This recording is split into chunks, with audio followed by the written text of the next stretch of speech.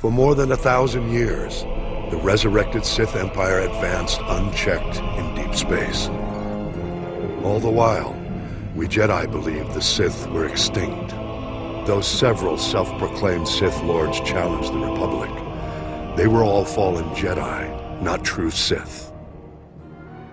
The true Sith were the biological descendants of the ancient red-skinned race native to Korriban.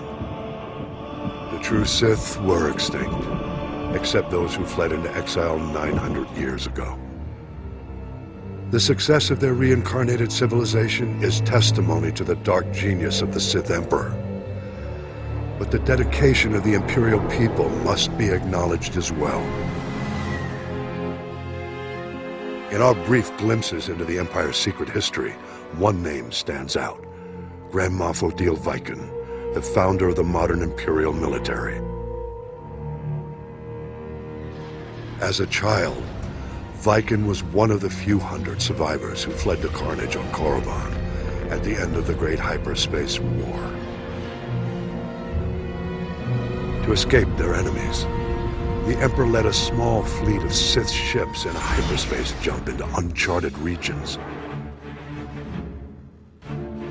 The exiled fleet wandered in deep space for many years thereafter. During this time, Viken learned navigation and became one of the fleet's most respected pilots. The survivors finally settled on the jungle world of Dromund-Kaas. There, the Emperor revealed his vision to build a new civilization of unrivaled efficiency. And he promised his people vengeance.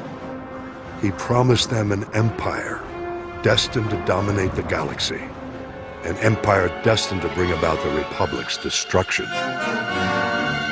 The Emperor's role in Reconstruction was as visionary alone. He said to have withdrawn into isolation and left the logistics to a newly formed Dark Council and to loyal Imperial leaders like Odile Viken. While the Dark Council debated long-term plans in the Sith power structure, the young Viken took on the monumental task of establishing order. Viken drafted every non-Force user of age into the new Imperial military. He then developed the Imperial Military Training Regimen that remains to this day.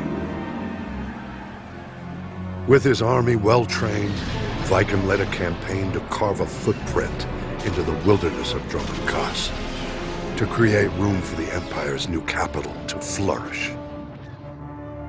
Records suggest that during the campaign, he personally slew a rabid Tyrantatek on the site where the Imperial Citadel stands today.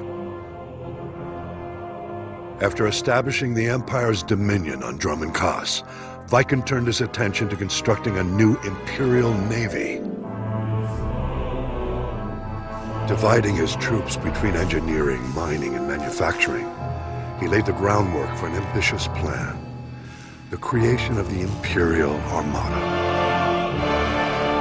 By his own estimates, the task would take centuries.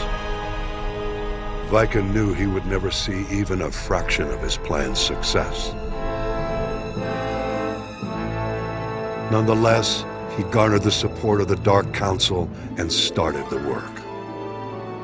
It was this act which earned Viken the honor of being the first Grand Moff recognized in the new Imperial military.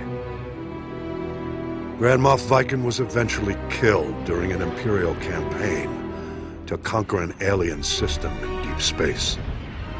He died in battle on the bridge of a prototype Star Destroyer, a fitting end to the first Imperial Grand Moff. Though Viken was lost all those centuries ago, his plan and his name lived on to inspire countless generations who marched under the Imperial banner. Viken's story represents the surprising loyalty the Imperial citizens show to an empire in which they will always be subservient to the Sith. I believe the roots of this loyalty lie in the events of the Great Hyperspace War. I'll explain my theory in a subsequent report.